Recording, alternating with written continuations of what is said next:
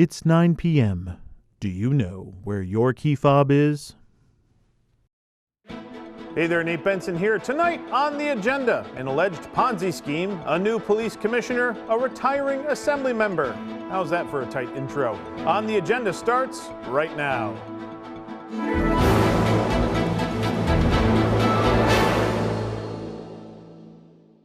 Thanks again for watching. This week, Two on Your Side's Nate Benson broke the story about an alleged Ponzi scheme by a firm in Amherst that allegedly defrauded investors more than $13 million. A lawsuit by those investors led to an FBI search of Woodhill Capital in Amherst earlier this week. The second-story offices of Woodhill Capital in Williamsville were quiet Wednesday night. And if you jog by, you'd probably miss the small sign indicating that they even had offices there. But Tuesday morning, agents with the FBI were at the scene conducting a court-ordered search of the offices. Sources tell Two on Your Side that items were seized from the property. According to its website, Woodhill Capital has, quote, provided financing nationwide since 1984, and that they have, quote, financed thousands of businesses. Their website claims that they, quote, understand the need to acquire equipment for upgrading or to replace equipment essential for our customers' daily operations, and, quote, we can help your company finance its equipment and technology with trusted financing solutions for your business. So what were those trusted financing solutions? According to a lawsuit filed on April 3rd, Woodhill Capital solicited investors who would provide the money that would be lent to a business looking to finance equipment. The Woodhill Capital website says they financed office furniture, construction equipment, and logging equipment. But according to the court documents from a lawsuit that involves 14 different plaintiffs, Woodhill Capital was running a Ponzi scheme and defrauded investors more than $13 million since 2020. How did the Ponzi scheme allegedly work? According to the lawsuit, Woodhill Capital would solicit investors saying that a business is looking for equipment financing. Woodhill would inform them that there was an opportunity to invest in the loans for that business. The investor would then get paperwork indicating that they would receive monthly payments as that business paid down the loan. The catch? According to the lawsuit, Woodhill Capital manipulated or even fabricated the loans altogether. The lawsuit claims that the company loaned smaller amounts than they received and pocketed the difference, or charged borrowers higher interest rates than they disclosed, known as skimming the spread. Woodhill Capital allegedly collected funds into an M&T bank account and would pay some of the older investors with new investor money. However, according to the lawsuit, everything came to a halt when payments stopped on March 10th. On April 3rd, the lawsuit got filed, and Tuesday, the FBI searched the offices. The lawsuit claims that there could be as many as 100 victims of the alleged Ponzi scheme. On Wednesday, Judge Emilio Koliakovo signed a temporary restraining order prohibiting Woodhill Capital from transferring any funds and froze that M&T bank account used by the firm. As we learned more about this scheme, I spoke with a UB law professor about the case and what could happen next. $115,000, $359,000, $703,000, $4.5 and $5.5 million.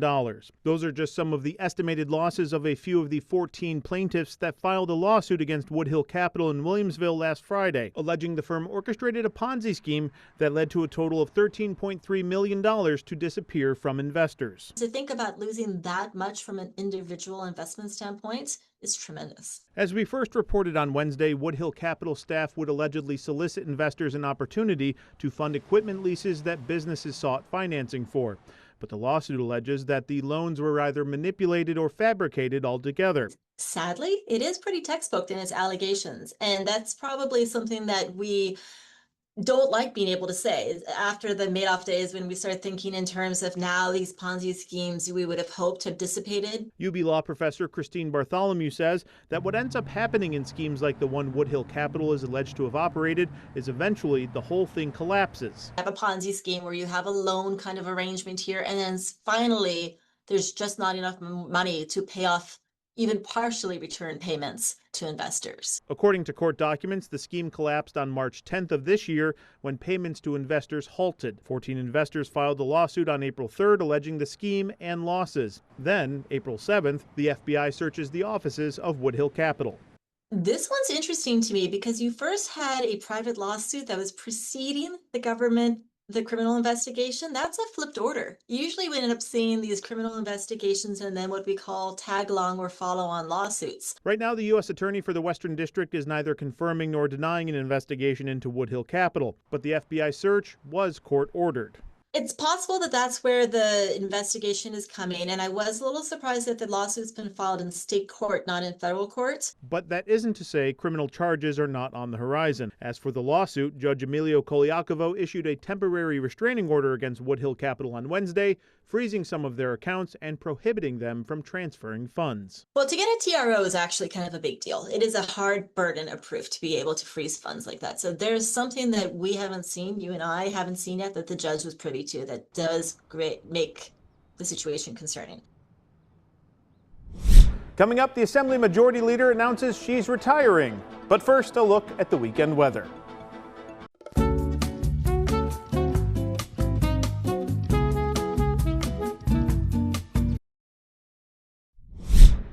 Welcome back. Assembly Majority Leader Crystal Peoples-Stokes announced she's going to be retiring at the end of the year. 2 on Your Side's Claudine Ewing looks back at her career, and then we'll hear from the Majority Leader herself about this decision. Buffalo-born, raised, and educated, Crystal Peoples' political career early on was with grassroots. She went on to fight for the environment and minority and women-owned businesses. She served on the Erie County Legislature. Her voice was heard, and she kept rising. November 2002, election night. County Legislator Crystal Peoples is now Assemblyperson Crystal Peoples. Crystal Peoples was elected as the Assembly member for the 141st District, a district that was represented by a one-time political powerhouse, Arthur Oeve. I am very humble and very enthusiastic. The job was big. Now it's time to deliver. Are Now you ready? It's time to deliver. I'm both ready, willing, and able. She always talked about education. First and foremost, I think public education has to be fully funded, and we're going to fight really hard for that.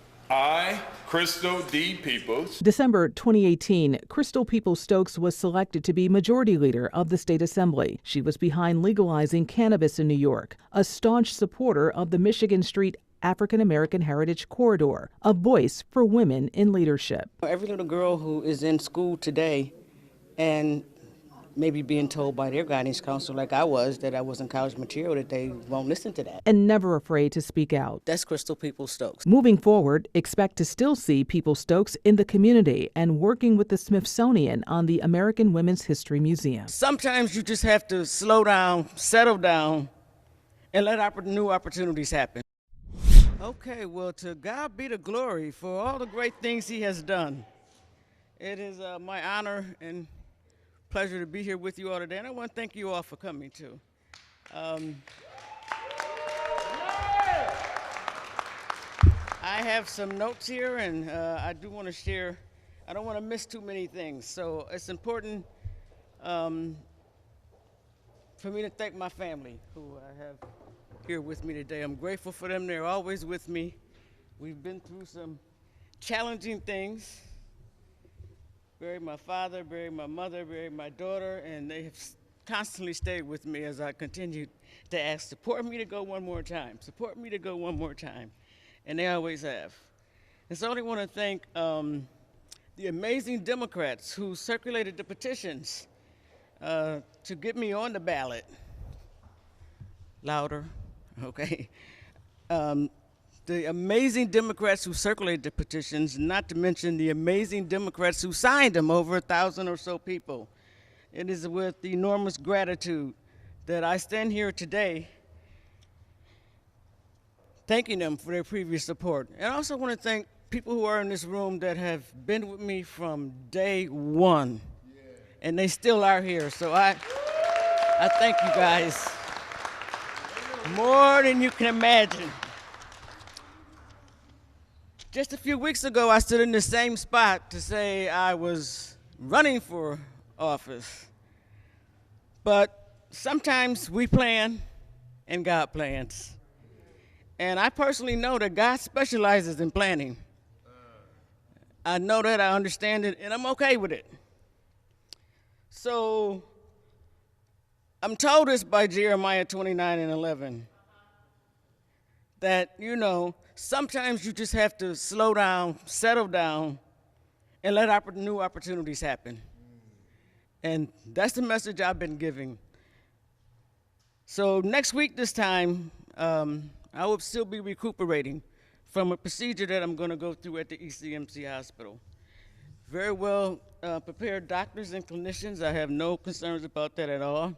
However, in about 2 or 3 weeks after that, I'll be back in Albany to finish up my last term because I will not run for re-election.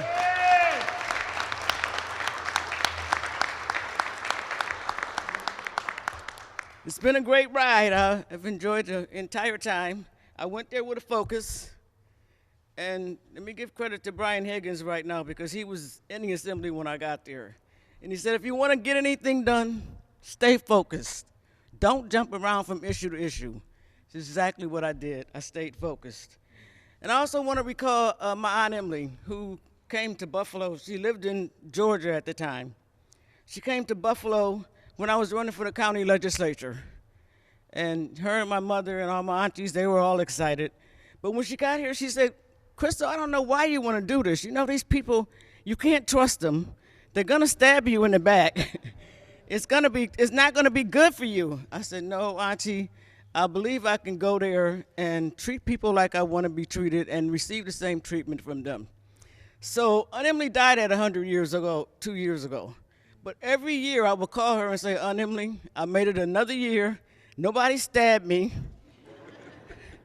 I did get a few negative comments, but they didn't hurt so bad, and I was able to come back in a way that moved us all forward. And so to have a thought that some people think that there's something that's negative about government and that you can't govern in doing things for people and having them then, of course, do things for you, because there's no way you can get anything done in government without people on your side. You just don't work that way. It's really rewarding for me to have accomplished what I have accomplished. And I'm grateful for it, and I know that at some point there'll be a new opportunity. I don't know what that is, but I know God does, and I'll be ready when he shows me what it is. I want to give a huge, an amazing gratitude to Carl Hastie, because he did not have to select me to be the majority leader. In fact, some people told him, you can't do that. The Attorney General, Letitia James, has already been elected. Andrea Stewart Cousins has already been selected to be the leader of the Senate. You can't have all-minority leadership. Well, I guess Carol heard that in one ear, but it went out the other one, and he called me up and said, you got to do this. It's clear, you know, no one ever said that when this whole state over 200 years had all the same people in leadership. They didn't look like me. They weren't my gender, but they were in leadership, and they led the state to where we got to. And I think under his leadership, we've led the state to a good place as well. And so I want to honor Carl Hastie, a good friend and a great leader, and I know he'll find the right person to replace me because he found me. And I know he has the skill set to do that.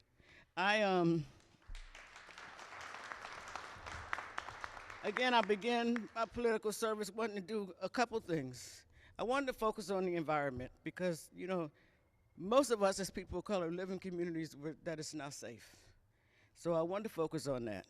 And right away after I got to Albany, I actually lobbied to get on the Environmental Conservation Committee. I used lobbyists to help me get there because it was like a coveted committee when I got to the assembly. And I was like, I really do have to be on this committee because there's a hazardous waste site across the street from True Bethel Church on East Ferry Street. People said, you'll never get that done. Well, in a matter of 2 years, that was cleaned up to the tune of multiple millions of dollars. So I've always stayed focused on environmental issues. I've always stayed focused on economic issues because I think that's the savior of my people, is having opportunities for economics, in the same way that all other people have opportunity for economics. So I fought and demanded things for MWBE. I fought and demanded the opportunity for emerging managers to have access to the same level of investment strategies that other people have with the New York State Pension Fund, the Teachers Retirement System, the Compensation Fund. I was at an event not long ago in Albany, and there were literally 800 people who attended the Emerging Managers Conference with the state controller. That wasn't there before. That is an opportunity to get people access to economics. So I'm grateful for those sorts of things. And I, you know, didn't really think it was the brightest thing to do, to legalize cannabis until I understood that it's an economic opportunity. And it's also an opportunity to get people's records sealed and expunged, to give them a second chance at life while the majority of the country or the state enjoys the opportunity to partake in cannabis. It was only a few of us that was getting locked up and having records and destroying our families and destroying our communities as a result of it. That has changed.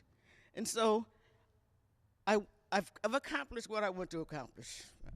Next on the agenda, Mayor Ryan announced a new police commissioner. They'll tell you all about Erica Shields when we come back. All right, on Monday, Mayor Sean Ryan announced a new commissioner for the Buffalo Police Department, Erica Shields. She spent much of her time in Atlanta and Louisville as the top cop for those cities. Once again, our Claudine Ewing looks back at her journey to Buffalo, and then we'll hear from the new commissioner about her vision for the Buffalo Police Department.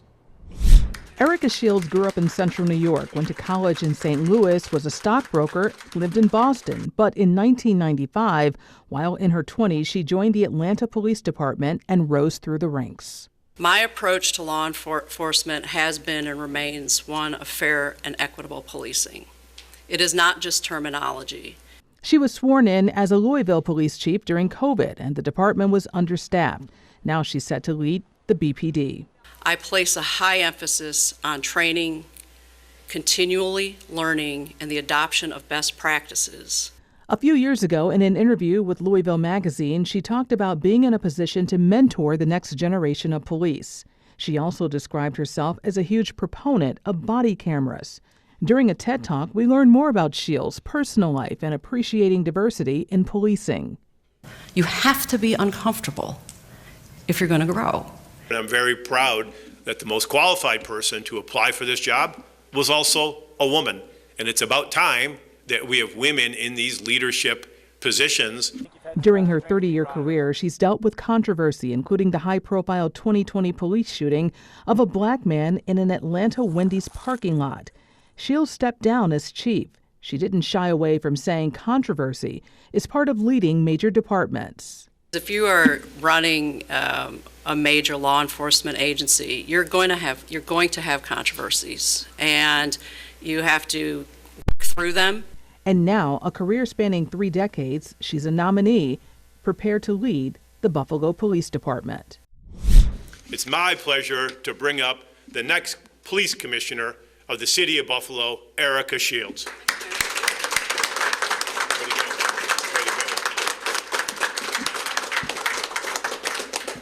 Good morning, and thank you, Mayor Ryan, for this incredible opportunity. I am truly humbled to be standing before you.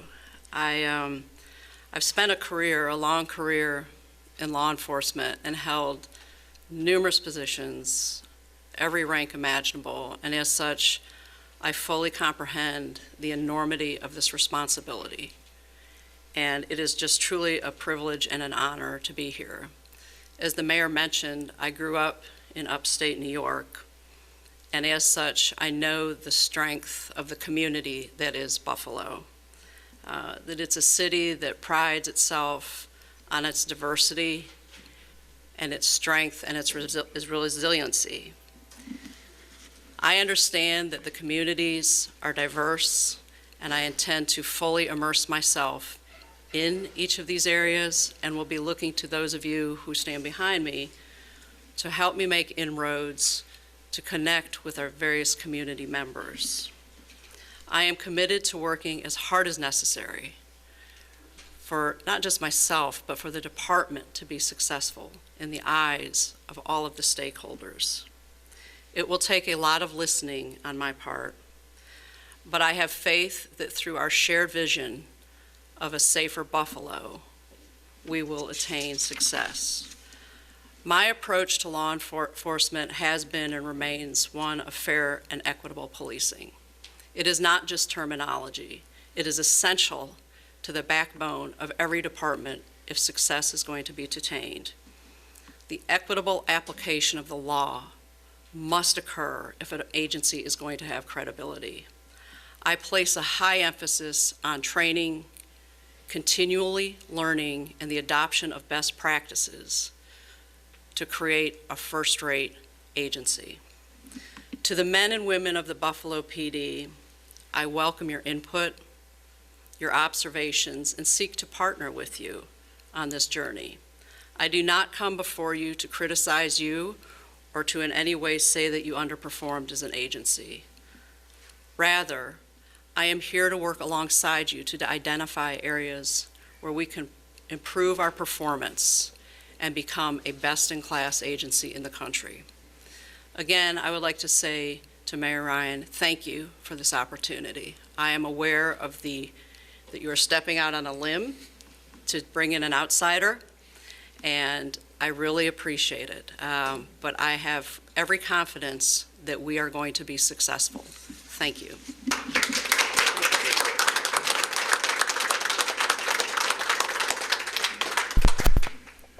Do you have any questions for myself or by Commissioner Erica Shields? Jim? Is this a multi-year contract that you negotiate with her? Is it year by year? Can you get into those details? Can't get into those details right now. Why do you think it was important to bring this into us? We always benefit when we bring in outside ideas and outside opinions. You know, the last major change agent as the commissioner of the Buffalo Police Department was appointed by former Mayor Masiello over 30 years ago. And that person became let me redo that. So the last person to come from the outside was an appointment of Tony Masiello's first term, Gil Kilakrowski. And he brought all different practices to the Buffalo Police Department. And a lot of the practices that we rely on today, they were put in place over 30 years ago. So we thought it was important to bring in outside perspective, but also with somebody with strong outside leadership experience.